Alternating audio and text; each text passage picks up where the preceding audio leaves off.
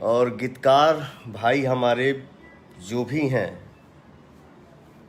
जैसे हम सबके नहीं बोल सकत, मैं सबको क्यों बोलूँगा भैया, लेकिन हाँ हमारे पास जो गाना लेके अगर कोई आता है या आया है या आएगा, तो प्लीज़ आप लोगों से हाथ जोड़ के विनती है कि आप लोग किसी भी सिंगर का गाया हुआ गाना, ठीक है अगर आपसे मेरी बातचीत हुई, आपने बोला कि भैया मेरा लिखा हुआ है लीक आउट हो गया, तो वो लीक आउट हो गया या कुछ भी हो गया, जो भी प्रॉब्लम हो आप लोग पहले बता दीजिए कि ऐसी ऐसी बातें हैं, हो गया तो ठीक है, उसका पहले मार्केट में आ गया तो क्यों हम उस गाने को गाएंगे। तो आप लोग प्लीज़ ऐसा गलती ना करो यार।